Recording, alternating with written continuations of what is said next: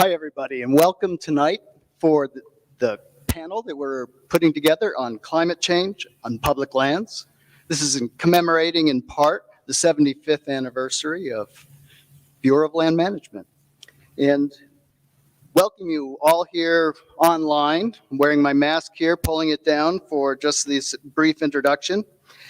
My name is Rick Johnson. I'm on the Board of Governors for the Andrus Center of Public Policy here at Boise State University. And together with the BLM and the Public Lands Foundation, we are sponsoring this event. The Andrus Center provides a nationally recognized forum for addressing vital public policy issues throughout the region. Many of them include the public lands of the West, and climate change is part of that mandate. But it's my pleasure tonight to introduce somebody that I've known a long time. It's always funny to introduce somebody formally who you know, so I'm going to stay to the script. In September, Tracy Stone Manning was confirmed as the 19th director of the Bureau of Land Management. She has spent a career devoted to public service and conservation. Prior to coming to BLM, Stone Manning was Associate Vice President of Public Lands at the National Wildlife Federation. Prior to that, she served as Montana Governor Steve Bullock's Chief of Staff, where she helped pass a water compact with Confederated Salish and Kootenai tribes, and also launched Montana's first Office of Outdoor Recreation. Tracy served as Director of Montana's Department of Environmental Quality. Now, I'll close with saying that I've known Tracy for most of her professional career, and what is most exemplary in her record is her support and encouragement of common sense conservation. And I'm really proud to see that she is now the director of the Bureau of Land Management. Without further ado, Tracy. Rick, thank you so much. It's delightful to see you, and I'm so sad it's not in person. Good afternoon, everyone, and thank you for joining us. As Rick said, I'm the director of the Bureau of Land Management. So this forum is another in a series of discussions held to mark the 75th anniversary of the creation of the BLM, and I want to begin by thanking our sponsors. Throughout this series, we've relied on two key partners, the Public Lands Foundation and the Conservation Lands Foundation. They've worked tirelessly with us to facilitate these discussions and to help us look forward to the next 75 years. And I want to thank the Andrus Center for Public Policy at Boise State University for hosting today's discussion and for all they do to help inform and shape federal land policy in the West. I'm thinking of Secretary Andrus, Governor Andrus, cease to many of you today. I wish I could be with you there in person more than you know, but it's an honor to speak to you today regardless. And I can't think of a more timely or more critical discussion than the one we'll have today. Even as we speak, 25,000 delegates from 200 countries are attending the United Nations Climate Change Conference in Glasgow. This conference, which began last week and continues through Friday, has brought together leaders from across the world to discuss global measures to reduce greenhouse gas emissions and mitigate the impacts of climate change. President Biden laid out the stakes for the world in his remarks last week to conference attendees. He said, quote, "It's simple. Will we act? Will we do what is necessary?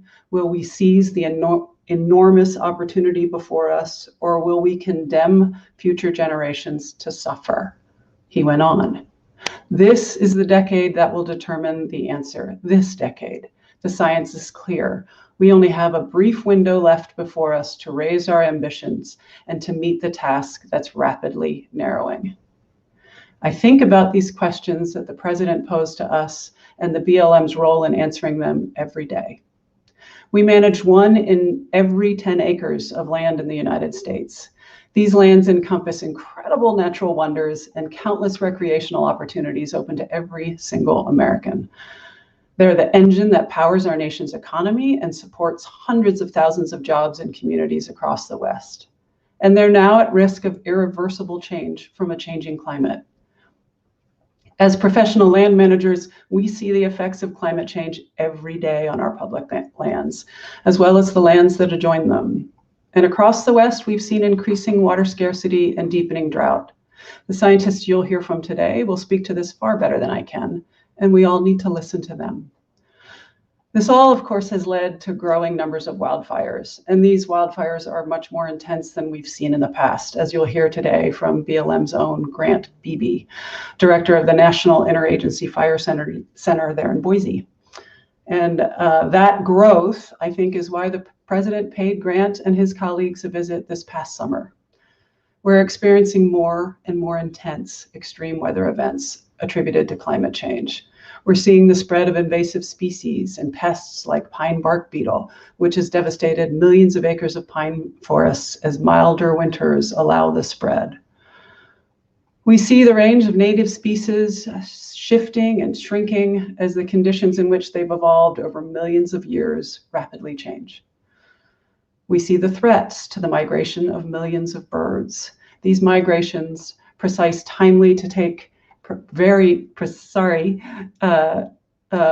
timed precisely to take advantage of food sources available in a given stopover habitat at any given time, have been fractured by these disruptions. And clearly, we're already paying the price for our failure to fully act. In 2020 alone, the United States experienced 22 extreme weather and climate-related disaster events with a cumulative price tag of nearly $100 billion. Everything we do at BLM and everything our public lands mean to the American people is at risk. We need to do far more to reduce our carbon footprint as an agency and to consider the impact of our land management actions and decisions as an agency on the climate.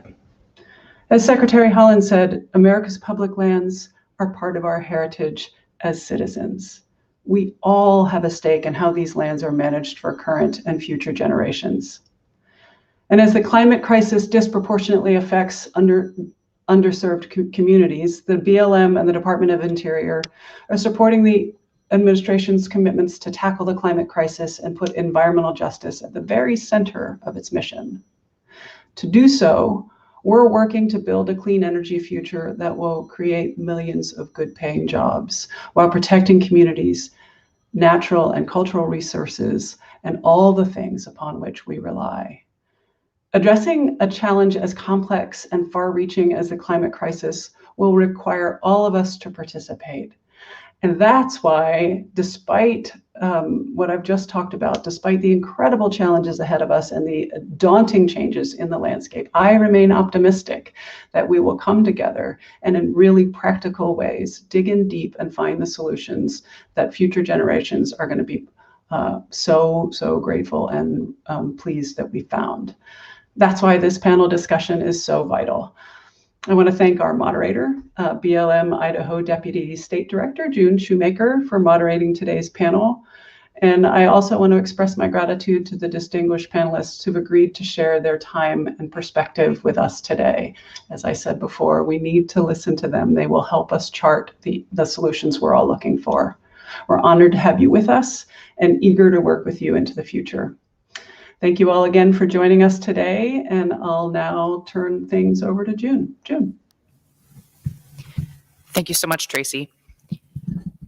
So as Tracy said, I'm your moderator for today's session. My name is June Shoemaker, and I am the Deputy State Director for Resources for the Idaho Bureau of Land Management. I've been with the BLM for over 13 years and with the Department of the Interior for over 15, and I'm proud to say I'm a Boise State alum, so I'm thrilled to be here today in this forum and looking forward to the discussion with our distinguished panel. So before I get started, I do want to really do a real quick overview of the Bureau of Land Management for those of you who may not know who we are. So the BLM is an agency in the Department of the Interior, as Tracy said, that manages 1 in every 10 acres of land in the United States and approximately 30% of the nation's minerals. That equates to about 245 million acres of surface and 700 million acres of subsurface mineral. So the BLM was formed in 1946 by combining the General Land Office and the Federal Grazing Service, and most of its surface lands are located in the 12 western states. The BLM has a multiple use mission, which means that we need to consider a lot of different and often competing uses on the public lands when we make land management decisions, which is where climate change comes in. So climate change isn't a new issue for the BLM, but I can say that the current focus that is receiving certainly is, and that's a good thing. That kind of attention gives us a lot more latitude to work with universities and non-governmental organizations to explore climate change science, climate change policy needs, and hopefully actively participate in climate change solutions. And that's the goal of the panel here today, to provide advice and feedback to the BLM from the experts on how we should be looking forward and making informed decisions that move the needle on climate change impacts over the next 25 years as we look towards BLM Centennial. So with that, I'd like to give our panel some time to introduce themselves, and I'm going to start with Mr. Steve Beisinger, who's the professor of ecology and conservation biology at UC Berkeley and co-director of the Institute for Parks, People, and Biodiversity. Thank you very much. It's a pleasure to be here. And I guess to tell you a little bit about the kind of research we do with my group, I began a career thinking about conservation of threatened and endangered species and working to recover those species. That led me to work within the US, but also internationally in a variety of countries. And this work is often hands-on with the critters themselves, collecting information, working with communities that are involved and trying to diagnose what causes them to decline. Over the past 20 years, that work has kind of shifted into understanding the roles of climate change as well. And much of this work has been tracing the footsteps of one of the early professors at UC Berkeley, Joseph Grinnell, who began in the early 1900s to record a baseline in California, to visit places and collect specimens and take notes on the birds and mammals wherever he worked. And we've been retracing those steps now, almost a century or more later, and learning how climate change and land use change has affected the distribution of small mammals and birds. You know, when President Obama stood in front of Yosemite Falls and celebrated the centennial of the National Park Service, he talked about our work and how small mammals had moved upslope in Yosemite in response to climate warming. We've gone from the bottom of Death Valley to the top of Mount Whitney, the lowest and highest places in the US, to try and retrace the steps of Professor Grinnell and his students and colleagues. In the deserts, we found that climate change had caused birds to greatly decline, but not small mammals. And that really challenged us to think about the reasons why. Much of it had to do with the effects of climate warming on the water demands for birds that are active during the day, but not on mammals that are active at night. So with this work, we spent a lot of time working on public lands, a lot in national park lands because they've been unchanged by land use, but we've also worked a lot on lands that the BLM owns, both in Mojave region as well as in the Great Basin, where the effects of climate change are probably in those two places some of the most severe. That's some background, Gene. Thanks so much, Steve. So I'm going to go to Madeline West. Madeline is the Public Lands Director at the Teddy Roosevelt Conservation Partnership. Thank you so much. It's an honor to be here. I really appreciate being included in this esteemed panel. So the Theodore Roosevelt Conservation Partnership, or the TRCP, is a nonprofit hunting and fishing conservation organization. And our mission is to conserve the places where people love to hunt and fish. Our headquarters is in DC. We work on federal and national policy, but I run the Public Lands Center. I'm based in Denver. And our Western team has staff all across the West, and we primarily work with the Bureau of Land Management, the U.S. Forest Service, other federal land management agencies in the region to help the agencies when they make their land use plans that set the sort of roadmap for how lands are managed for roughly about every 30 years, to do that in a way that includes sound stewardship and the conservation of the land and the water and the wildlife that need that land to thrive. So when it comes to climate change, the hunting and fishing community has long witnessed the effects of climate change. I don't need to tell you what they are. Director Stone Manning did a really nice job of listing out some examples. And I think if you live here in the West, like I do, like all of us do, you experience these effects all the time. Just the wildfire seasons that we've had the last few summers are the new normal for us in the region. But as sportsmen and women and hunters and anglers, we're out on the land watching the places where maybe we've gone for generations with our family members change. We've seen the location of animals change over time. And so we're really on the ground seeing the impacts like so many other people are. And because of that, hunters and anglers and outdoor recreation organizations all signed on to a statement earlier in this year. In February of 2020, my organization joined 40 other groups in issuing a climate change statement. And this is actually pretty significant for some of you that work in different fields. It might seem, why has this statement not come yet? But it's very significant for this group of organizations to be making a statement on climate change. They're diverse organizations from across the outdoor recreation spectrum. And the statement articulates how any comprehensive national strategy to address climate change must include reductions in greenhouse gas emissions. And we also believe that a strategy needs to include land and water-based solutions that harness the power of natural systems to sequester carbon and mitigate greenhouse gas emissions, and also to maintain and build climate resiliency. So the ability of natural systems to absorb stress and maintain function in the face of external stressors is critically important. And finally, we need to ensure that there are adaptive solutions for climate impacts.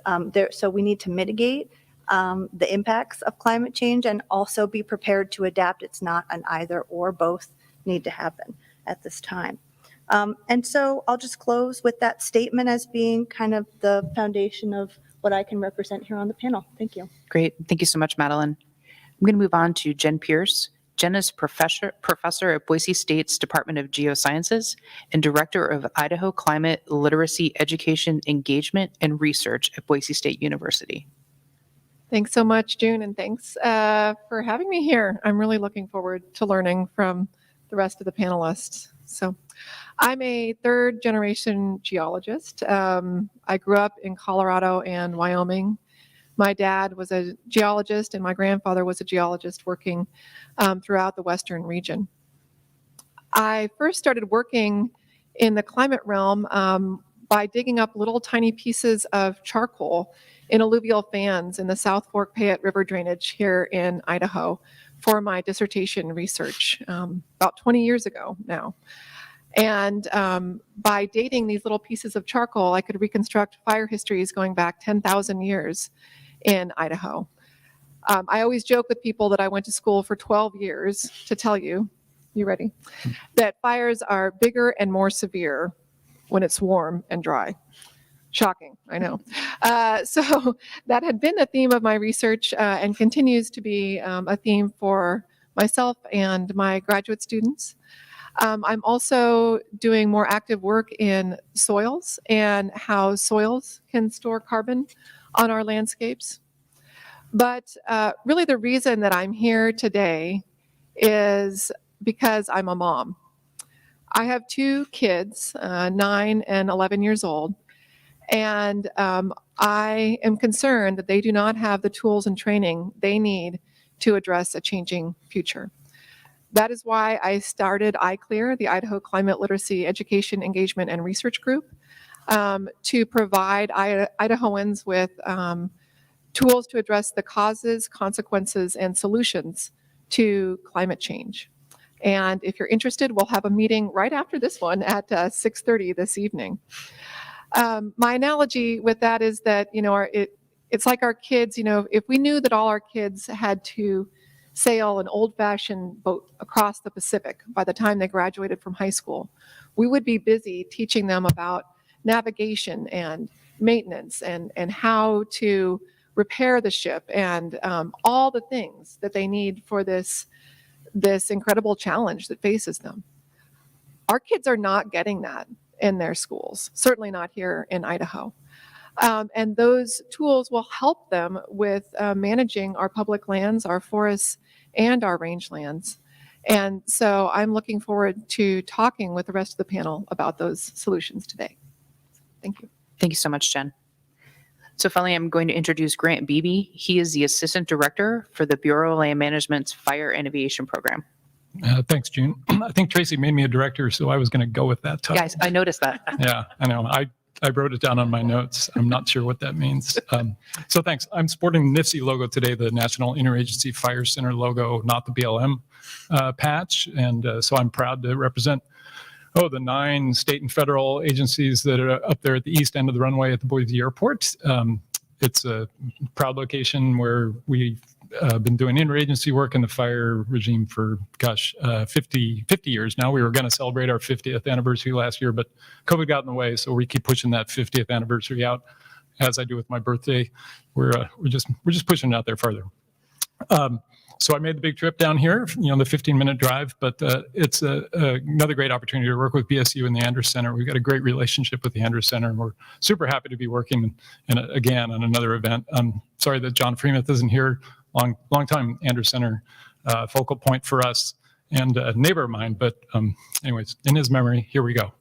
I will say I'm here representing the interagency community, and I think all of you know, anybody who's worked in the West know that fire is ever-present, community effector these days across the West. It used to be that fire was kind of a thing that happened in certain places and nobody paid much attention, but I think if nothing else, everybody's been smoked out over the West over the last number of years.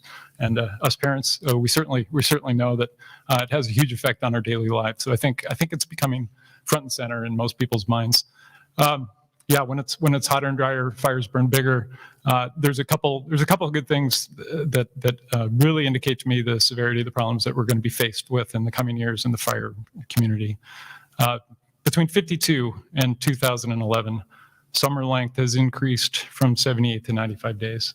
So that's 4 days per decade, right? And that's the period of peak summer, and that of course is the peak of the fire year. We talk fire year these days instead of fire seasons because we really recognize that somewhere in the United States it's fire season. So we've started to talk about fire years. At that pace, winter and summer are going to be severely affected by 2100. So by 2100, if we keep going at the pace we're at now, we're going to have 180 days of summer, and winter is going to be down to less than 60 days. So for me as a fire manager, all I can think of is holy night. The way we do business is not going to work anymore. So we were traditionally, we've been dealing with seasonal employees and hiring them for the summer as I started and laying them off in the winter. And we've recognized for years that model is not going to work anymore. So just from a purely functional management point of view, we know we can't organize the same way we've done before. We know that we have to treat more fuels than we have in the past. We've got fires growing larger over longer periods of time. We need to up our game. And I think certainly all the federal and state partners have recognized that. We know we need to double our output for fuels management over the years. But most people have seen this in the news, but since 1960, the top fire years for acres burned in order: 2007, 2006, 2017, 2015, and 2020. One thing about 2021, we all think it was a pretty severe season. Certainly was in California and Oregon. But most of the acres we burned this year, just over 6 million, were in California and Oregon. So what's notable about a number like that? No Alaska acres to speak of. No Great Basin acres to speak of. And, sometimes I like to throw into performance evaluations with my boss, the BLM, we only burned 300,000 acres this year. That's I did a really good job.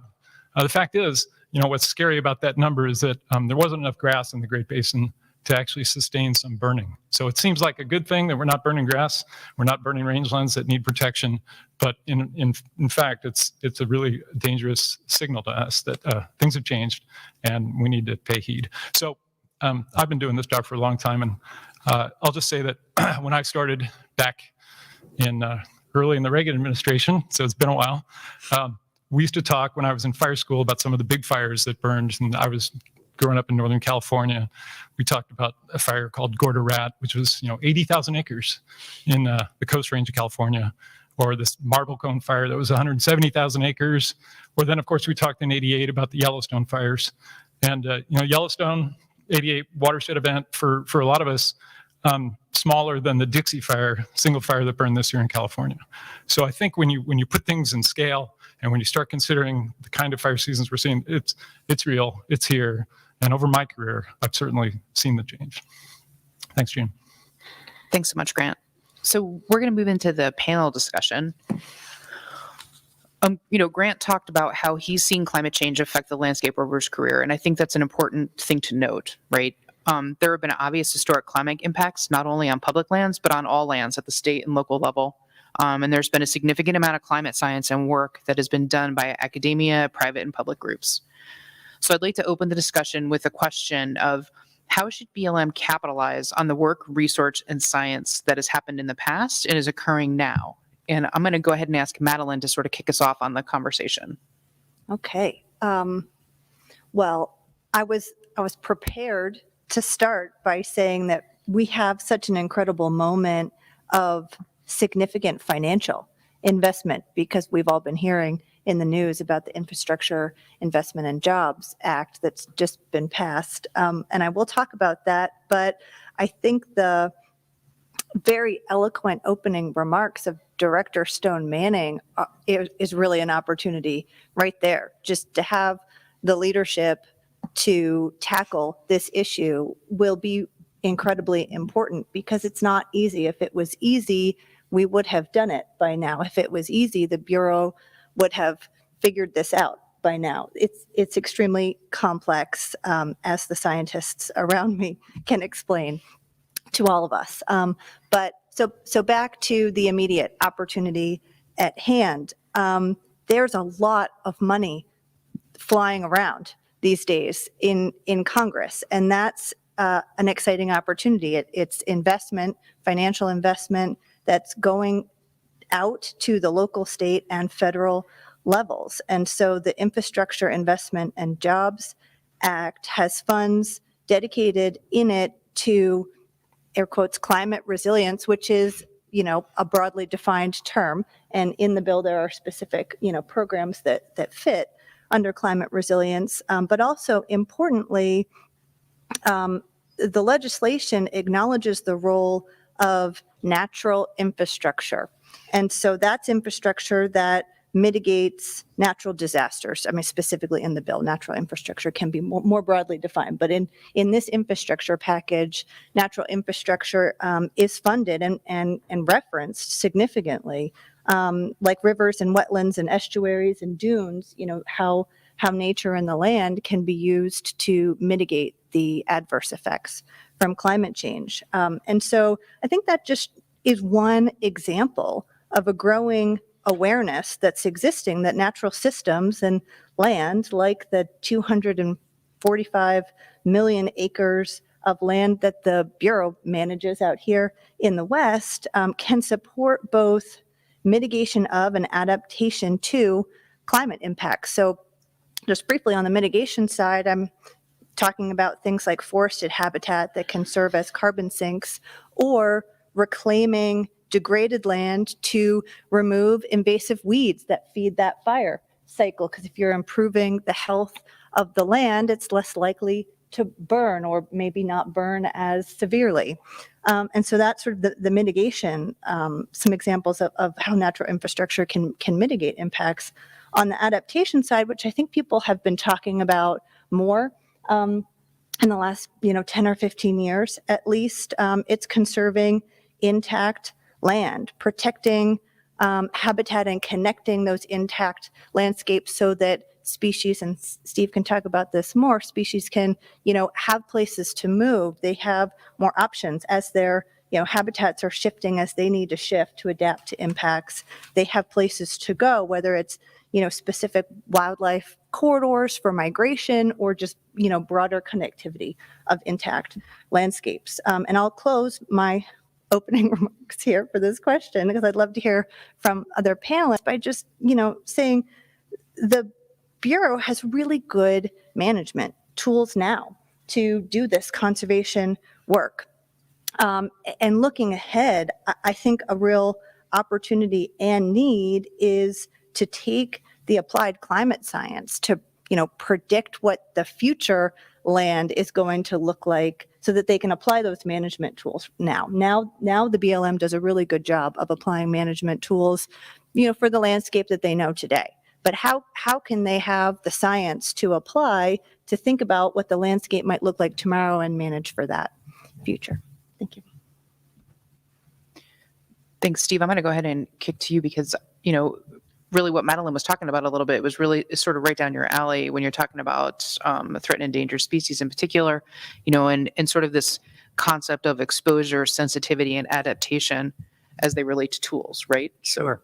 And I think I think there are some key connections here that BLM could improve in the way that they think about working with climate change and their land management. We have these concepts, sort of broad concepts, I guess you can say, around exposure, sensitivity, and adaptation. And by exposure, we really mean, what level of climate change is going to happen to this region or this location in the future, this management unit that I might be in charge of as a manager. And exposure is quite variable. Climate change is lumpy in a lot of places. The Earth is not changing at the same speed and the same direction even sometimes everywhere. And so to understand exposure, we need to have tools at the land manager level that would be very specific. That exposure then gets translated into sensitivity. How sensitive are the species, the vegetative communities, or the animal communities to these changes in climate? And it's not just temperature. Precipitation change is huge. That really pushes a lot of species around in the work that we've done. And, that the third part is adaptation, and adaptation has some different kinds of meanings, but in the sense of thinking about biodiversity is, will species adapt to climate change? And how will they do so? So while maybe a decade ago, the public was fighting about whether climate change was real, the plants and the animals weren't. They were responding. The birds were coming back sooner during migration. The flowers were opening up earlier. And so they had already determined that the climate was changing. And those are the kinds of adaptations that don't require genetic change. There are others that are much slower. They take place on a much slower scale. So these three concepts, by the way, exposure, sensitivity, and adaptation, they're exactly the ones we're dealing with COVID. With COVID-19, we're sitting this far apart. We can't have a kumbaya very easily because we don't want to possibly expose each other. We don't know who's sensitive and who isn't to the virus. And we certainly need to be able to adapt within our communities and within our agencies and businesses to be able to respond to this COVID threat. It's the same thing for climate change. Maybe I'll stop here and throw that down. Jen, did you want to talk about a little bit about the education or some of that? Sure. Yeah, I just wanted to kind of underline three words that I heard Madeline and Steve say: connecting, intact, and land. The BLM has over 1 million square kilometers of land. We have the opportunity to make sure that land is connected and preserved intact. That's huge. So just to really bring home that for these species, for these landscapes, we have got to make that a priority. I would also mention that I found this great article, which I'll quote from researchers at Utah State, Bryce et al. 2020 in Ecosphere. Their findings really suggest that there is a disconnect between management of BLM lands and the best available science on climate change. So what we really need to do is listen to those scientists, and I've got colleagues right here in Boise, just excellent scientists at the BLM and USGS doing just exceptional work on rangelands, colleagues at the USDA, and so integrating that research into management. And I think that's a two-way street. That means that as researchers, we need to do a better job communicating the management implications of our research. That we can't expect our land managers to be poring over the peer-reviewed articles in Google Scholar. So that's on us to do a better job communicating. And then I think for the management community to listen and see, okay, how can we incorporate what we already know into our management plans? So yeah, and again, that is also in the realm of education, but it's through Grant and I having more discussions and with, again, colleagues that I work with in Reynolds Creek, hearing what those on-the-ground managers have to say. My colleagues like Jared Tilley, who's a fourth generation rancher here, saying, hey, couldn't we change the timing of those grazing permits so it's not just April 1st every year, but actually is responding to those climate conditions and potentially helping control, cheatgrass on our landscapes. So those are the types of management decisions I'll be interested to hear more about. Great. Thanks, Jen. I'm going to ask Grant and Madeline what your thoughts are a little bit from more of an agency perspective on that communication issue, right? Words matter. So sometimes when the agency is working with a constituency, when the words climate change come up, there's a reaction that comes along with that sometimes. And not that it's correct, but that is the reality, right? And so with that as a reality in the situation, what are your thoughts on how to better communicate that, right? To get that point across? Oh, that's a great one. So I'll say over the course of my career, we tend to use the same language, and we talk about some key factors, the wildland-urban interface, and the way people now have different habitation patterns, especially in the West, than they used to, as being part of the challenge of fire management.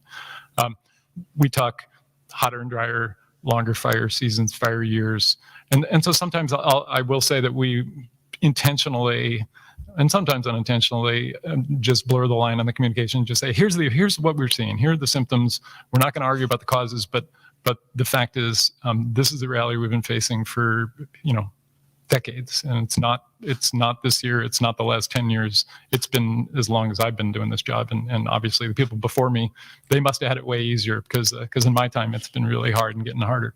So I think sometimes we do mince words a little bit, and we try not to be so clear about it. And I think now we do have this opportunity to just call it what it is and say, this is the time to deal with it. We are at an inflection point, and this is like all solutions required. Everything's on the table. We have to act. One of the analogies I was thinking about your comment before that I like to think of is, the coast of Florida. It's like, yeah, you might want to work really hard at slowing global warming and getting the ocean levels to decline again, but you better be putting stilts on your house at the same time. And I'm a stilt builder, and but I'm interested in the oceans at the same time. So that's my favorite analogy. It's like we better be getting those stilts on the houses too. Yeah, I'll just add to that. I completely agree, and like it or not, climate change as a term can be polarizing in certain communities, in certain areas. The fact that, my organization signed on with 41 other organizations to make a statement about climate change, it was significant and telling that I think we're sort of moving beyond some of that, let's go out of our way to not call it climate change, feeling. But at the same time, I'm a pretty practical person. And if I can convince someone to, be okay supporting a particular management action on, BLM managed lands, for example, because I talk about it as being, good for land health and good stewardship and good for, wildlife without maybe taking it to the next level and saying, oh yeah, and also this will really help us, mitigate the impacts of climate change, I might just do that. And I'm personally okay with that. On the flip side, I'll just say now with the Biden administration's emphasis on climate change, I find myself going in the opposite direction sometimes. And now I am going out of my way when I submit comments to the BLM on a land use plan. And I say, hey, guess what? This management that would be really great for, keeping these migration corridors open and keeping this habitat intact for wildlife and also to support, backcountry hunting through a backcountry conservation area designation, for example, would also really help mitigate the impacts of climate change. So I guess I'm okay being a little opportunistic about it because at the end of the day, we're trying to get really good conservation outcomes, and we'll just get them in hopefully as smooth a way as possible. Thank you. I appreciate that. I appreciate that conversation. I think that's really helpful. We did get a question through Facebook, I believe. And Jen, this is related to the comments you made about that article. And the question was, you had made the comment that the study was that public lands, there was a disconnect between management and scientific data, best available science. And so the question is, how does that compare to a disconnect between management and private lands and scientific data? Was that something that was brought up at all? That is a great question. So from the audience, so thanks for posing that. This article is actually specifically about impacts of climate change on multiple use management of Bureau of Land Management land. So they didn't go into private lands. I guess what I would say is that for BLM lands in particular, with that multiple use designation, there's actually an opportunity then to capitalize on the intrinsic values of the land, such as conservation ecosystem services, that at the same time can promote climate solutions. And I have here a little prop here. So we've got inorganic soil carbon on this rock, or caliche, as we might call it out here. This is storing carbon. This is a way that BLM lands are actually storing carbon on our landscapes. And there's a lot of that land. Mm-hmm. So capitalizing on storing carbon rather than extracting carbon, as is also one of the multiple uses of BLM lands. So I would say that those lands we do have that opportunity that we don't on private lands. Well, and I'd add to this, of course, that private lands and public lands interdigitate. And we know that there are some people that are unhappy about their public land neighbors, or some public lands unhappy about their private land neighbors. So activities of each are really important, and how we work together is going to be key. Also for, thinking about for BLM, right, there's also other large public lands that are managed by the U.S. Forest Service or the National Park Service.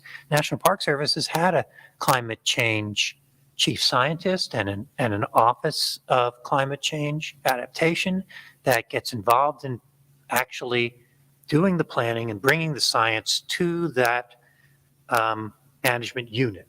So the problem that Jen talked about, that was discussed in this Bryce et al. Paper, that problem is less apparent, I think, when you look at management plans for national parks. Now, Park Service recently came out with a RAD framework. Okay, that's not radical framework, it's RAD. RAD stands for the three questions that they try to pose for managers. Do we resist change, since change is happening? Do we accept the change? Or do we direct the change? And the answers to those questions are going to be very place specific. So it really does help to have those tools available for managers, ways that they can understand what their exposure is to climate change and other threats, how that affects the sensitivity of their ecosystems or the resources they're managing, and what options they'll have, to adapt to those. Thanks, Steve. That's very good insight. I appreciate that. And to capitalize on that a little bit, another question that we got from Facebook was, is there any evidence that incentive programs, for example, run by the USDA, and my assumption there is they're talking about the Natural Resource Conservation Service, that encourage private owners to better manage their lands and work better than management on public lands, that work better than management on public lands?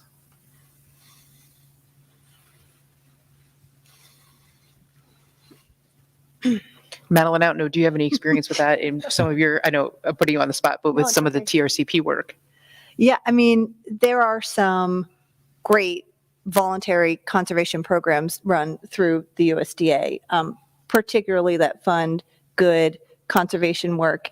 And I know we promised to not use acronyms, but now I can't remember what this one actually stands for because I've said it so many times. The RCPP program, the CRP, the Conservation Reserve Program is CRP. Right. I can't remember what RCPP actually stands for, but these are just a couple examples of some good voluntary conservation programs run through the NRCS. And I can't tell you how well documented the, climate benefits are from those practices.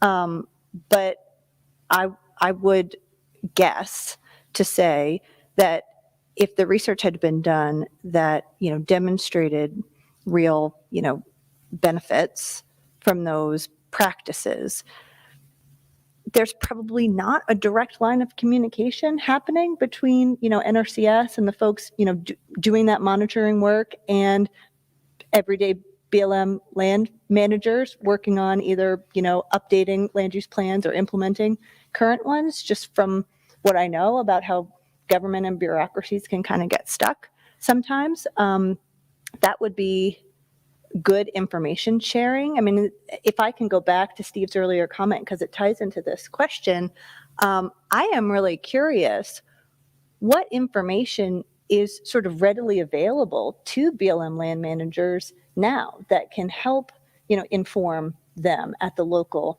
level. There are a lot of studies and they tend to come out, and I read some of them I don't, and, figuring out exactly how applicable they are to the everyday decisions that land managers have to make is a real challenge. And I used to work for a state government agency, so I'm not picking on the federal government here. Just managers, whether you're a land manager or a wildlife manager, you have so much on your plate on a daily basis. You're basically just trying to keep up.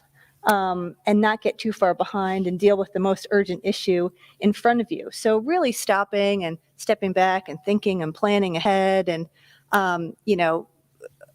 even thinking to make the time to ask a researcher a particular, question or for some science that would inform your management decision is not usually within the bounds of the job, and that is not okay. But it is a reality and part of, I think, a structural limitation that exists within the BLM.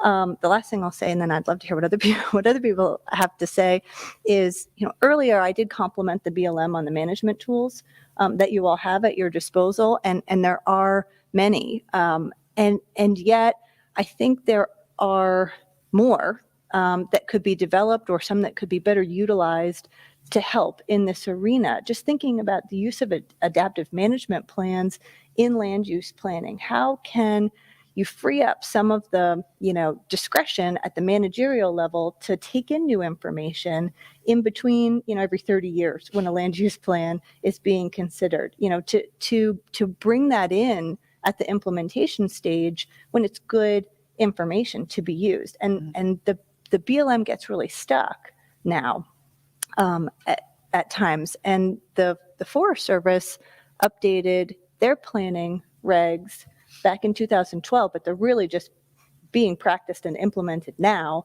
And they include a direct acknowledgement to consider how National Forest Service lands connect to and interconnect with neighboring and adjacent lands, whether it's other public lands, to Steve's earlier point, or private lands, thinking about how the forest unit fits into the larger context. And actually doing that is still not particularly easy to figure out, but it's a prompt that I think is, in the vein of what we're talking about here. And so there are some sort of, systemic challenges that the BLM needs to overcome to really bring in good information and use it to make informed decisions.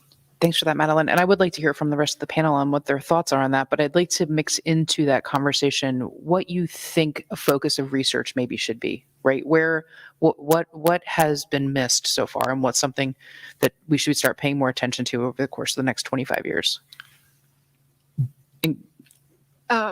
Yeah, well, I would just say again, I am really excited, and we have an active research program now on how can we better store carbon in our rangeland ecosystems, and particularly, a lot of research is focused on organic carbon, but we're really interested in inorganic carbon, or caliche, and we're actually finding that there's quite a bit of this inorganic carbon storage.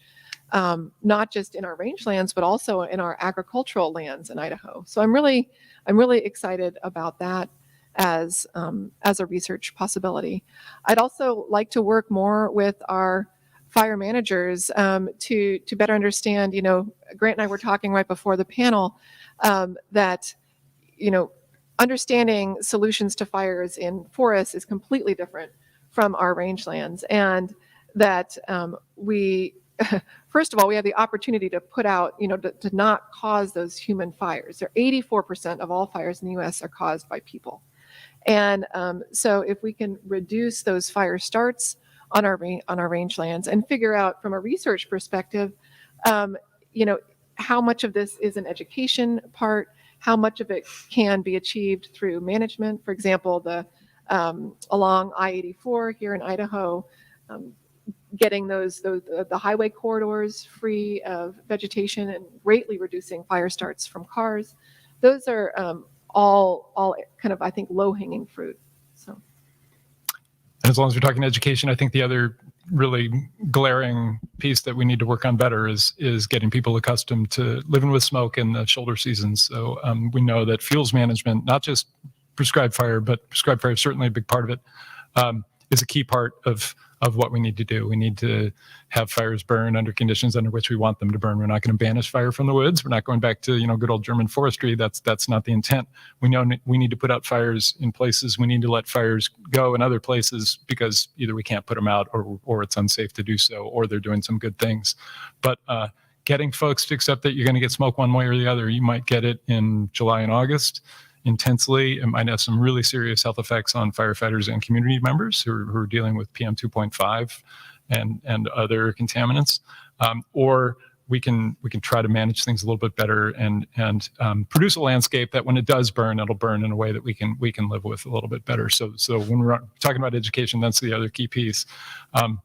Partners are often, especially on rangeland, the first ones to get the fires that we want to put out. And certainly in the Great Basin, for instance, in the invasives that we have, sheetgrass being the primary culprit, we need to put fires out, frankly, on a lot of BLM ground. And it's kind of old school Smokey Bear stuff where we know that our fire return interval in the Great Basin is way quicker than it should be. We should be, 25 to 75 to 100 to 150 years, and we're dealing with 5 to 10 years, sometimes twice a year in some notable spots.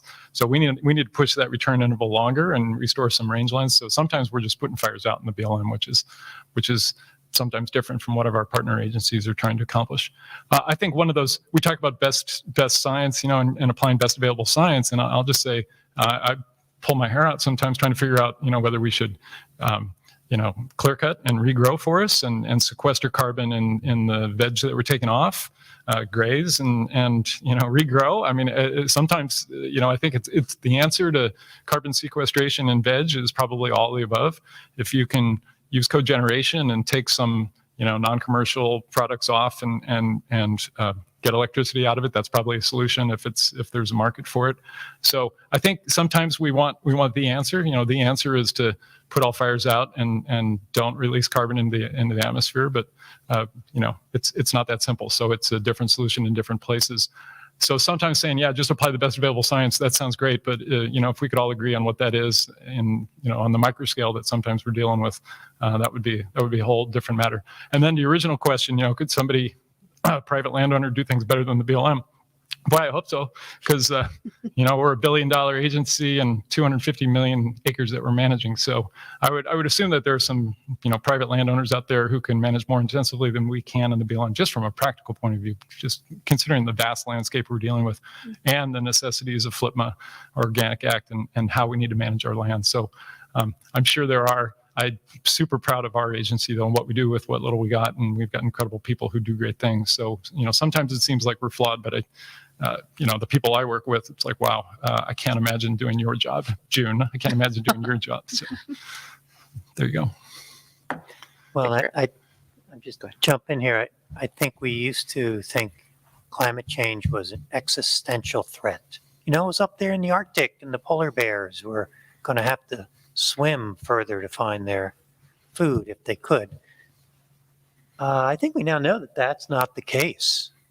Not the polar bear part, but the fact that the threat is not existential. It's here now. In fact, ground zero, the Arctic is changing very rapidly, but we're not far behind here in the dry West.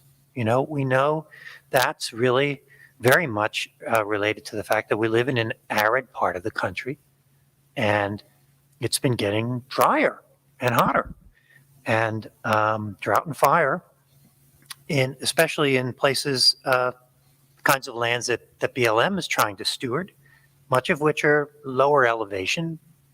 They don't have nearly the kinds of rock and topography that, say, we might have, in the Rocky Mountains or the Sierras, where there's elevational change that species can use if they're connected with corridors to escape some of these kinds of things. The BLM lands have what we would call high climate velocity. That means species have to move pretty far to escape or keep in their same sort of climate niche, to escape the changes that have occurred. All right, they have to move further than they would have to move, say, in California, where there's a lot more topographic variation and climatic variation over shorter distances.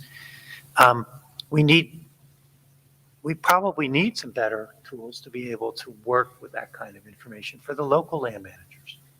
All right, to scale down the kinds of models that we have, to be able to put it in the hands of the people who are making those decisions. And maybe they're not asking, I think as Grant said, maybe we're not asking the right questions with that data. Maybe we need to ask a different kind of question with it, which means you might have to tailor those tools to very specific kinds of questions that the land manager wants answered.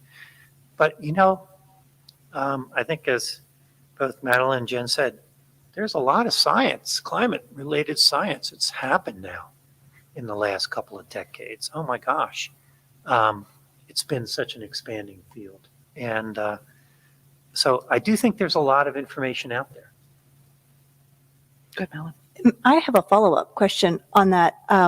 Thanks, Steve. And maybe the question's actually for June and Grant, I'm not supposed to answer the any managers, Ask her first. but I'm still going to thought. try. So you thought. In my experience, agencies are wary of using models, not ground truthed data to make decisions. I'm not exactly sure why there's a wariness there. I could make some assumptions, but if the whole premise of this science is really trying to predict what the future is going to look like to inform management decisions, is there a discomfort still with using modeled science? And if so, what do we do about that? So, okay, I'll take my moderator hat off for like 2 minutes. So sorry. You know, I don't think there's a discomfort. I don't think that's the right word. I think the problem is when you use a model, as soon as you use a model, somebody comes and says, hey, I have this other model, right? And my model's better. And here's why. And we end up going down a road of what is the right model to use, you know? And we are a land management agency and we use science in our decisions, but we're not USGS, right? We're not a science agency in that sense from a research standpoint. So I think that's where it comes from. You know, I just think it's the fact that it isn't what we do, right? And so we're using a model that someone else is doing, and who says what's right and what's wrong, right? So I think it gets back to what Steve was talking about, where it really comes to, and I think where we could do better is that stronger relationship with academia. I mean, I think we use science, but I don't know if we have a strong enough relationship with the people that are doing it so that we get to ask the right questions, right? And so I think that would be my perspective on that. And so I am a former modeler, and so I'm wary. But I think we use them all the time, but I think we use them to get only so far, and then at a certain point we turn it over to managers to take those results and then interpret them for their own application. So, but I totally agree with June there.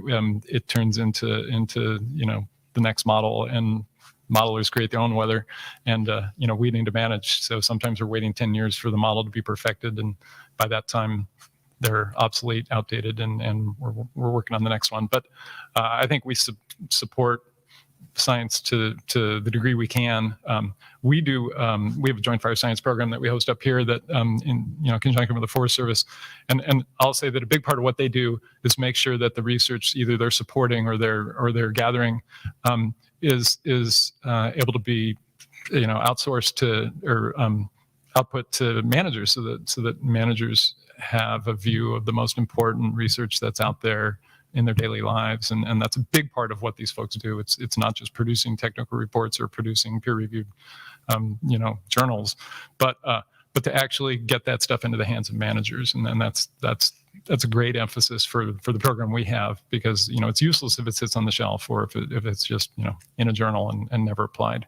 So but I don't think anybody's anti-science. I think in my world that's great, but smoke's in the air, and you can run your models, but in the meantime you got another 2 miles of line construction to do. So modeling's for the off season, and the model you got in the summer is a lot different. So, and I think that's true with land managers too.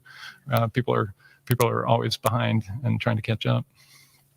Well, and I would just add, that's great to hear from both of you. And I would say from Boise State's perspective, our top priority is our students, but one of our next priorities is our community partners. And if there's a way that we can integrate our students with our community partners, so that our students are doing helpful science on the ground, that would be fantastic. So if Dr. Tromp is listening, and if Director Tracy Stone Manning is listening, let's make it happen. Absolutely. Madeline, you really do have a future in academia, because one of the things that we learned to do as a professor is to take a question and then ask another question back to the students to try and get the answer that we wish we had. For models, I have somebody who's had feet firmly in the ground in the field, working with critters, collecting information, but recognized early on that I needed models to help me integrate that information. Models are useful in that way. And there's an old saying, all models are wrong and some are useful. So you will have dueling models going to happen. Some are probably going to be better, their behavior is going to be better understood. They may be adapted over time. They may be validated, some of their predictions. It's hard to validate a lot of predictions for climate change because they're predicting things out 20, 50, 75 years.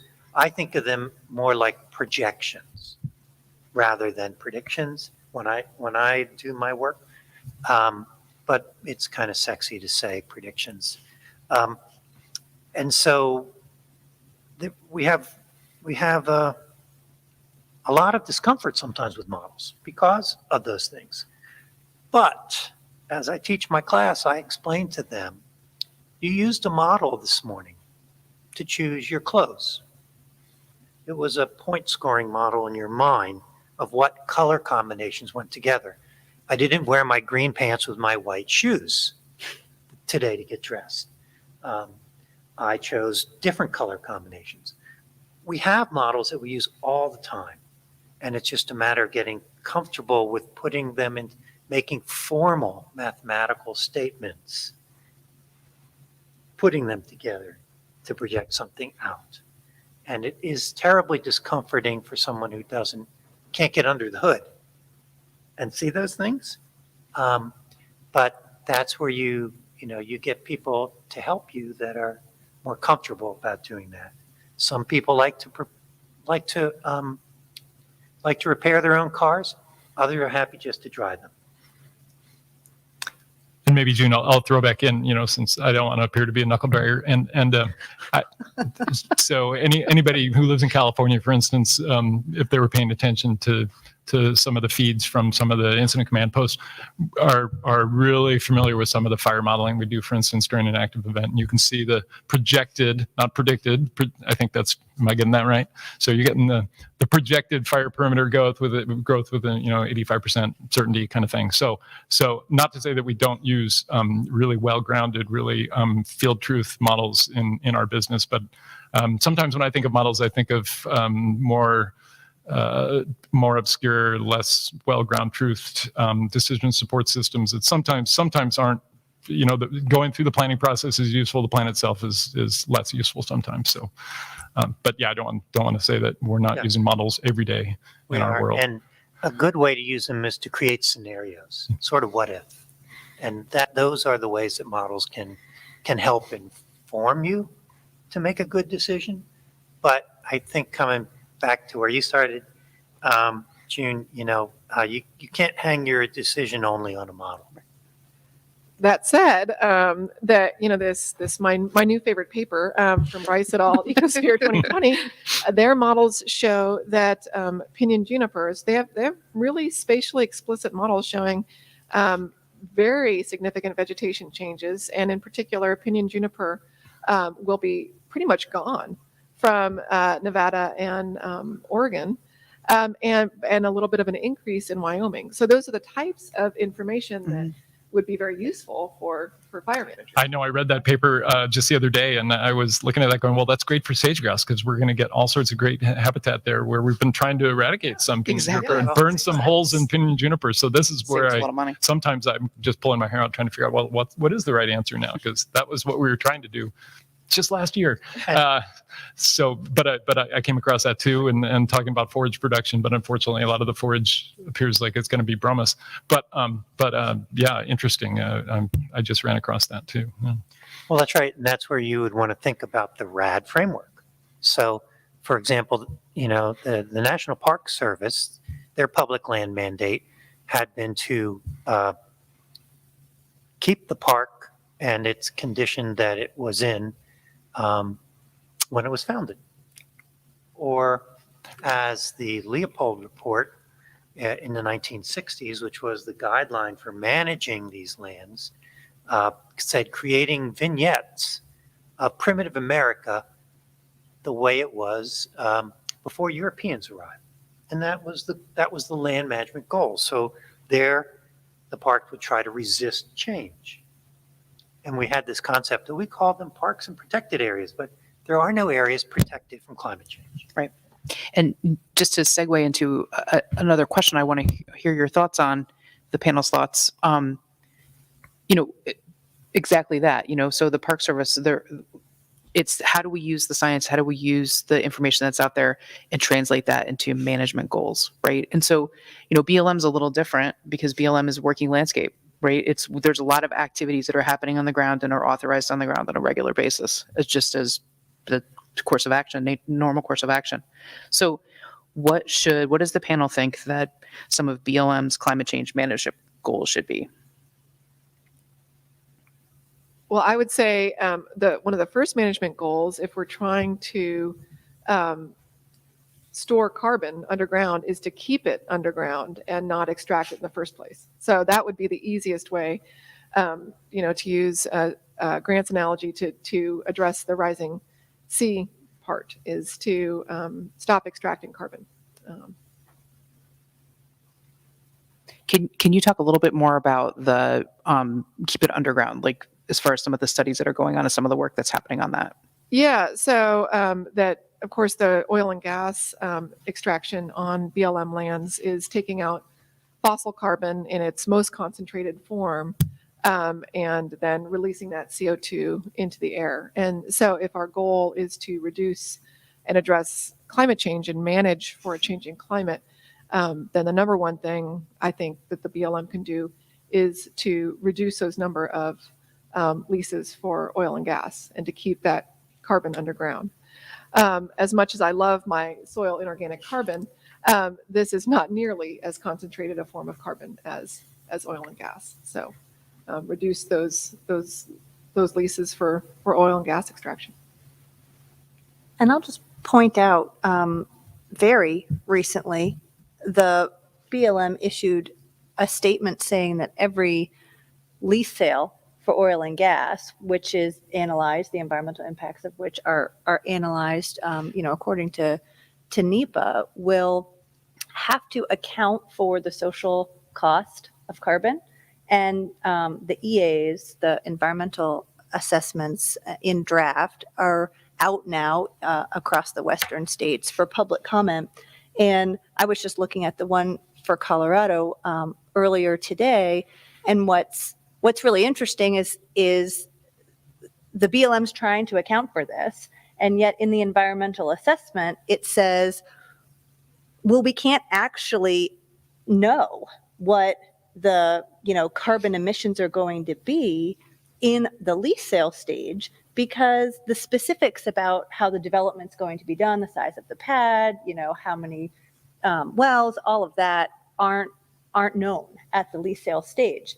But through looking at this EA, I noticed that the BLM also recently has issued a broader, more national level report. I forget what they call it, the synthesis report or something, looking at various scenarios of emissions. And so my impression is this is the BLM's attempt to do sort of the best they can at accounting for this as they, fulfill their, FLTMA requirements to, manage for multiple uses on BLM land. So that's a really interesting step that I think people can, look at those EAs and pay attention to the analysis, look at the, appended report, and maybe, the researchers amongst us would have some opinions about that report and how it's done, and could submit that during public comment.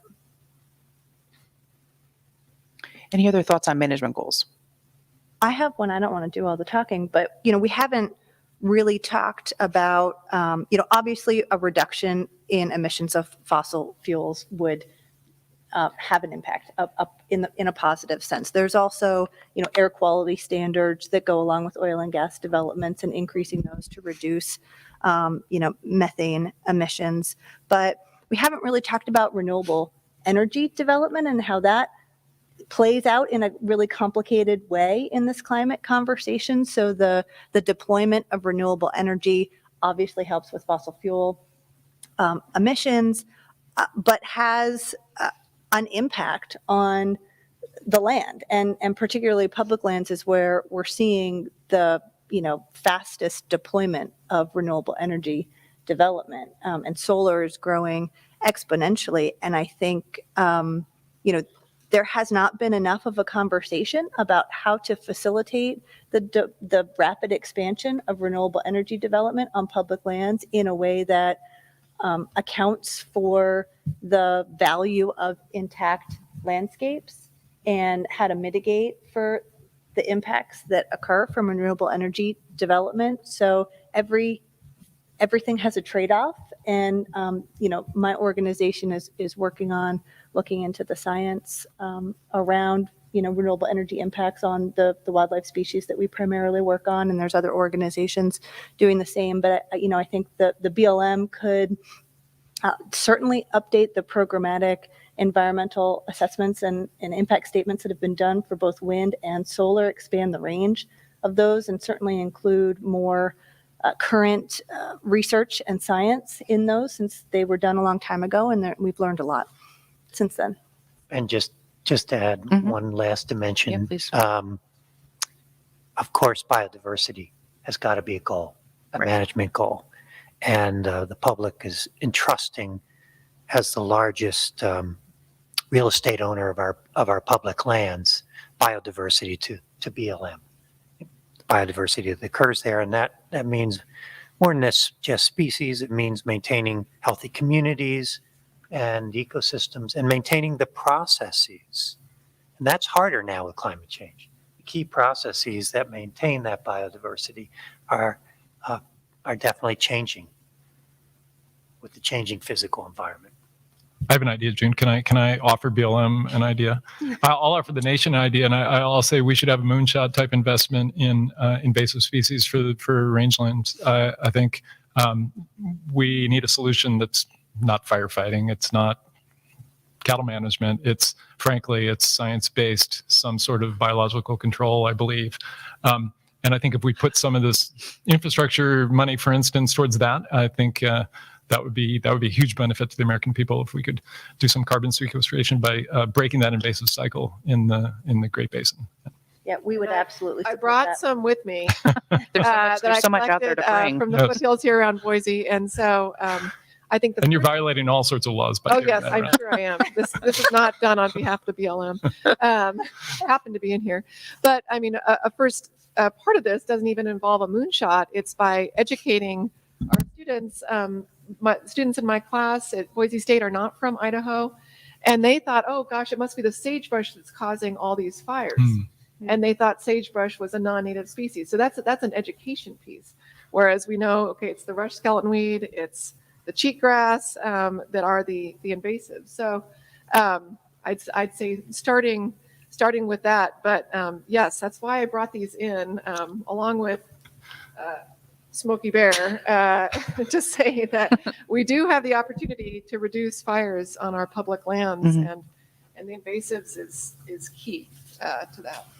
I'll just third that. I mean, investing in restoration is hugely important and seems to be, the forgotten thing, the sort of, oh, well, after we've done everything else, maybe we can get to restoration. And guess what? There's never time to get to it because everything else, takes time and resources. And, it's not maybe as exciting to advocate for a lot of funding to just, make something better. People like to advocate for money for something new.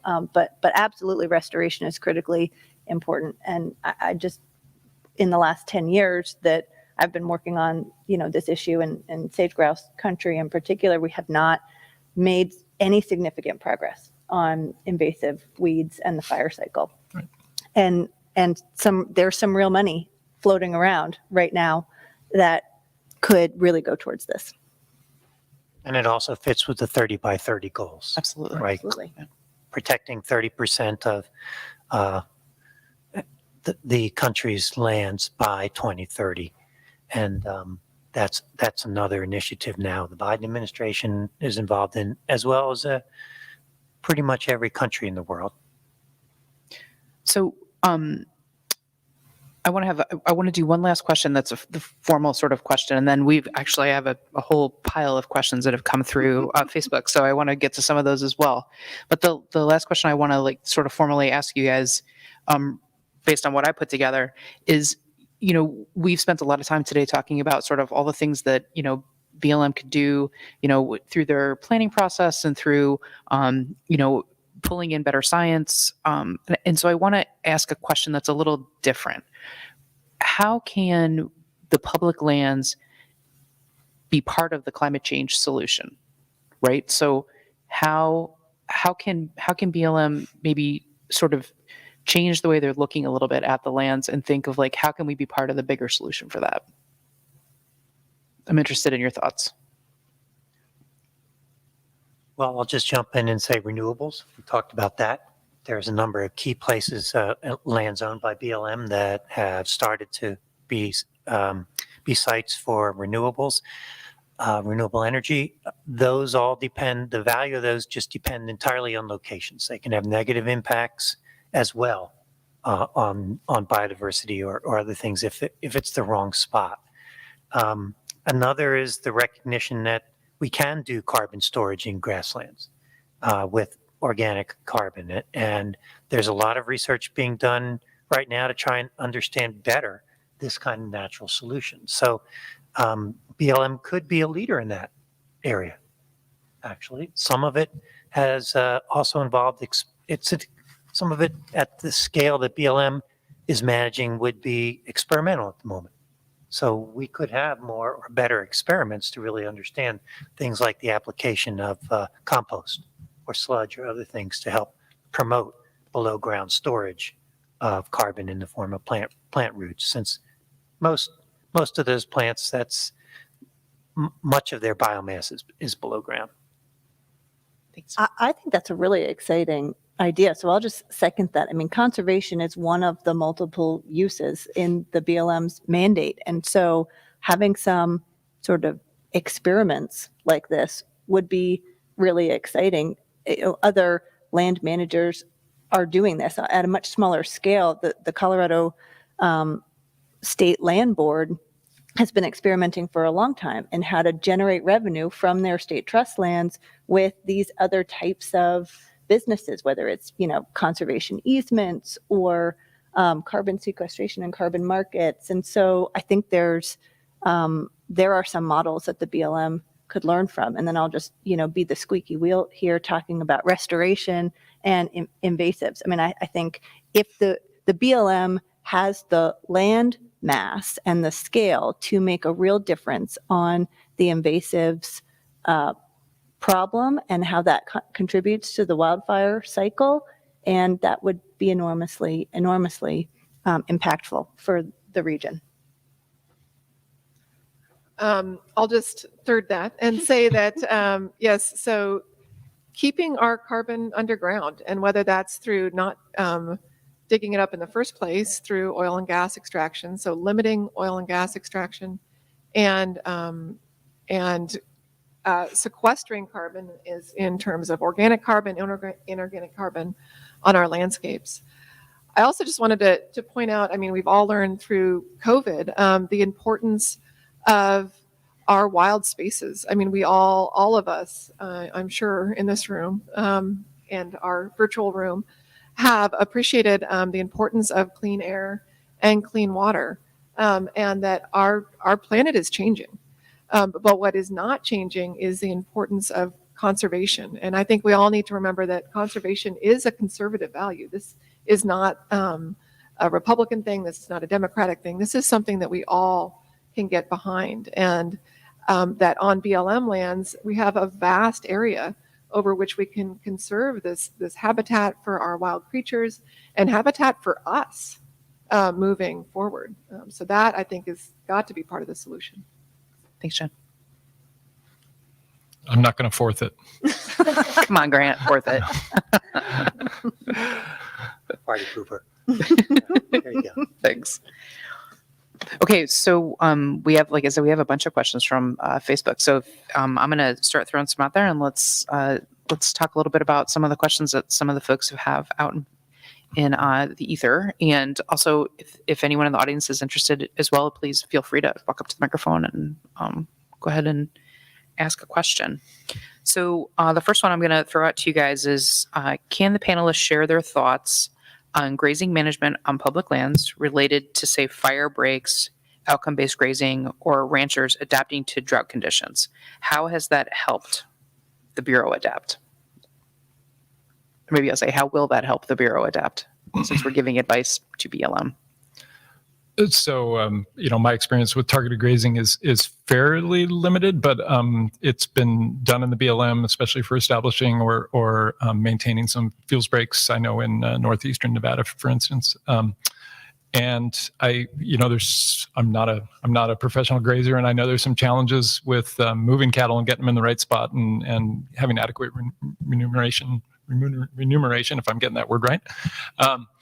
But I think fuels breaks, for just generally, fuels breaks are one of those necessary evils in the BLM. We need to do large scale, wide ranging fuel breaks along roads and road-like structures if we're going to have a chance of minimizing acreage burn in the Great Basin with the invasives we have. So, nobody's super excited about putting in 200-foot wide fuel breaks for, we think we need to do 11,000 miles of them just in the Great Basin. That does look like habitat fragmentation, and it does increase predation in sage-grouse populations. But on the other hand, we know that we can burn 700,000 acres, 500,000 acres, 400,000 acres in a couple days really easily in a rangeland environment. And those are acreages we want to reduce to 50,000 acres, 30,000 acres, which seem like disasters, but those are actually successes in BLM fire. So targeted grazing can certainly be part of that. I think the application of it is still a little iffy, but you got to reduce grass, and cows do a great job of it, and they return nutrients to the soil.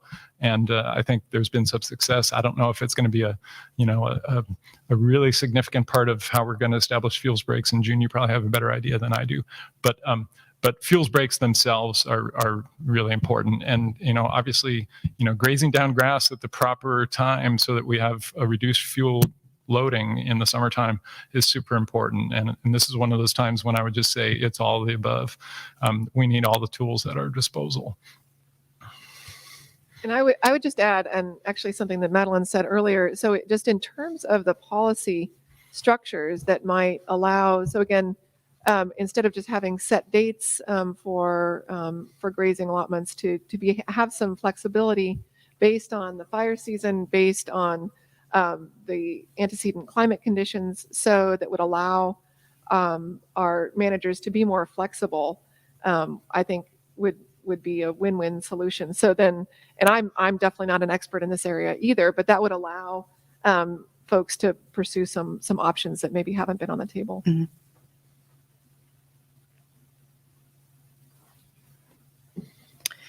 So another question, how long does it take in a study for significant changes or data to be seen, and how often are these findings reported? I'll just say great question, because, part of the struggle is the Right. time lag Mhm. that you need for that localized data to be collected and analyzed and peer reviewed and published enough to be useful. Yeah, I guess it depends on the question you're trying to answer, right? Mhm. Some questions really require years or decades to be able to see an effect, and other studies can be done in a year or two, and you can see significant impacts. Usually scientists are motivated to get their studies published through the peer review process, because there are benefits, personal benefits for doing that. But sometimes studies that collect information and don't show positive results, don't show significant results, have a harder time getting published in the literature. And so whenever scientists do meta-analysis, that means when they try and summarize across a whole bunch of studies, they have to look for those kinds of effects. Like, are there just some things that are just not turning up when I look across all these studies because they're not getting published because there isn't an effect there? So we try to think about those things. And then last, I would say, we do have some tools to help answer that kind of question specifically. There are statistical tools that tell us what's our power to detect a change, what's our chance to detect something changing, and how do we sample enough to do that or have enough years to do that. So not a very specific maybe answer to that question, but we would need more specifics to be able to do that well. Mm-hmm. Well, I think that gets a little bit at the issue I think Grant brought up earlier about the timing, right? And that's one of the things with Bureau of Land Management. It's trying to make land management decisions. Sometimes you have time, and sometimes you don't, right? And so how does that play into that? I think that's an interesting question. Right. And I think, with climate change, for example, a lot of the data that we work with to look at what's changed, in the biodiversity end, maybe only goes back 20, 30, 40 years. The thermometer data, the climate data goes back much more than that, a century, frequently, sometimes more in some places. But that's what actually motivated this Grinnell resurvey project that I've been leading, because we do have some data, quite a bit of data from the early 1900s, and we could find ways to extract that from field notebooks and create a baseline for California to be able to compare to now. So it gave us a little bit longer time span to work across and see the effects of climate and land use change. Great, thank you. So I'm going to reframe this question a little bit. Should the BLM think about measuring ecosystem services and conducting some form of valuation? And could this be used to leverage more funds, perhaps for collaborative research? Yes. And yes. Well, that was easy. I mean, I think that I actually hate that term ecosystem services because it's like, what's the ecosystem going to do for me? But absolutely, we need to value what these ecosystems are providing, whether it's an amazing day with your grandson, hunting ducks, or whether it's hearing an owl hoot like I did last night, probably a great horned owl from a cottonwood tree. I mean, how do you place a value on the joy it felt to hear that owl? But if our world is working on money, we have to.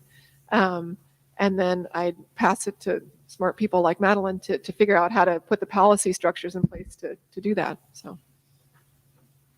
Well, yeah, I mean, I was talking about natural infrastructure earlier, and the funding that's going towards that currently, and hopefully more in the future. But then, the backside of that is, how can the BLM go to, Congress or lawmakers and say, if you funded, this restoration work, for example, here's the return on that dollar. And it seems like that is actually probably a question that could be answered. Mm-hmm. With some amount of effort in some number of years, according to Steve. It all depends, according to Steve. Well, yeah, it all depends. But the other thing I did want to say, or just sort of thinking about all these, also this kind of information, I know that some of the data that we kind of dug out for California is a little bit unusual in that it's fairly well documented data, but there's a lot of historical data that we don't take advantage of, and that probably exist for BLM management units that need to be brought out. It may be sitting in file cabinets. It may be in unpublished dissertations. It may be in published dissertations, or even citizen science data now, which is one of our newer forms. But there's a lot of information, and sometimes we also just need people to bring it together and work with it. Mm-hmm. Mm-hmm. Yeah, back to that relationships. Right? Yes. So important. What are some of the things that BLM could engage with that partners are currently doing now that they could get behind and support?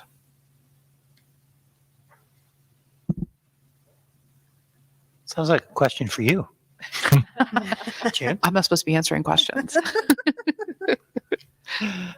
Well, according to a survey from my favorite paper, BLM and Forest Service managers, 90% of BLM and Forest Service managers said climate change science is useful for their work, and 97% said it was useful for their future planning. So I think the result of that survey strongly suggests that that BLM and Forest Service managers are interested in climate change science. So. But I'll defer to an actual BLM manager. So I think sometimes the challenge is having the bandwidth to pull your head up and actually look at a bigger picture than the day's HR issue, right? And I know personally BLM managers are neck deep in lots of issues. So I do think there's compelling stuff out there, and I think until people get their heads up out of the daily crisis, that sometimes it gets lost. So probably the Bureau needs to do a better job of bringing to light some of what's coming out in some of the latest research. I think some of the prep for this panel for me over the last couple of weeks has been really, really enlightening, because it's stuff I haven't looked at for a while. I mean, I was a grad student eons ago, and as a manager who looks a lot like a lot of other managers in the Bureau, there are a lot of other things that eat up our time, and sometimes we just don't have time to actually, frankly, look at the broader picture, and we leave that to our specialists. Well, I don't know where I'm going with that, but it would be great if we had the time to do that. And I think sometimes that's just a personal choice where you have to just take the time to do it. Well, I guess I would, just to follow up on that, I'd be curious. I mean, one of the biggest things we can do to address climate change is actually talk about it and get it on the agenda. So if on those daily HR briefs, item number 1 was, tackle climate change in some way, shape, or form. I mean, would that give you the bandwidth to do it? Or well, in fact, it is. So in the DOI, we have a climate action plan that we've undertaken. I think a lot of that hasn't rolled down to, certainly down to the field level yet, right? So that is it's been undertaken over the last months. It's really, since the change of administrations. So I think a lot of us are kind of waiting to see what pieces that we own. It's still high level, and we haven't seen how that actually is going to affect our programs and how we might incorporate it into our programs. But certainly the department is, full bore on a climate action plan that'll reach the ground and that'll affect our daily lives. I think we're all still piecing it together. And then we have infrastructure bill coming and a number of other things coming at us. So a lot of us have a lot of balls in the air right now with a bunch of support coming at us, and we're trying to figure out how it's all going to mesh. But it's certainly the highest priority for the department and the Bureau. So I'll just, it's about 5:40, and so I want to just do kind of a quick time check. And say one thing that, has come up in some previous panels that I watched prior to us undertaking this one. One of the things that they talked about was this idea of, in the 70s, right, in BLM, there was all these, they call themselves FLIPMA babies. All the folks that when FLIPMA was enacted, all of a sudden it was all these people got hired and came on, and it really changed the way the Bureau did work. And I wonder, and this has been posed in previous, in some of the previous panels as well, I wonder if we're not seeing a similar time, right? We're seeing a similar time in the agency where things are changing. And so the way maybe we've been doing work in the past isn't the way we're going to do the work in the future. And so, the importance of picking our head up and looking around and realizing that, as opposed to trying to kind of do it the same way over and over, right? So I think that's an interesting perspective as well. And I liked the model, Steve, that you were talking about, if I heard you correctly, that the National Park Service has, where it's like your own team of researchers that managers can go to and ask those questions of. Because in my experience, agencies are more likely to accept and use the science and the research that's done by them in their own house. That's not to say it's okay, everybody, but that's life. And it's not just the BLM. And so I think some model like that at the BLM or at the Department of the Interior level could make a whole lot of sense. And then perhaps in that sort of, team of researchers, they could be tasked with going out and making those connections in more of the sort of private sector, because that seems to be where so much of the research and innovation around climate is happening. So making that link makes a lot of sense. Yeah, I think you could get pretty far, or could have a pretty good impact on the planning process locally if you had that kind of expertise available to be able to work with you and solve the questions as a manager that you might be having to deal with. there can be a process involved in that that also allows for public input, because some public lands have more multiple use kinds of mandates, BLM, for example, than maybe some others do, like the Park Service. Absolutely. So there's definitely opportunities there, I think, to do that. And I think you're right. People buy into that more if they feel like it's homebrewed. Well, there is excellent research being done by folks at the USGS on rangelands, that support BLM needs, and of course the universities. And again, I'd put that back on us as a research community to better try to communicate with the managers and the managers to tell us what you need. Right. So. There was a time, I'm remembering now, way back when, in a different administration, where there were these regional climate science centers Yes, started up. that's right. Do those still exist? I don't think No. I don't think so. Yeah. anymore. We could learn from that. Yep. Absolutely. So closing question, what keeps you optimistic? And I want to hear from everyone on this, please. In the realm of climate change. Or you can tell me what generally just makes you optimistic as well. That's okay. You can start that end of the table. Okay. for change. What Go do ahead, you Grant. have to say? You're on. So I think the amount of energy produced by renewables makes me optimistic. I think Elon Musk selling 100,000 cars to Avis or Hertz or whoever the hell he sold those to, I think that makes me optimistic, although I'm not sure where the lithium is going to come to put the batteries in the cars, but we'll figure that one out.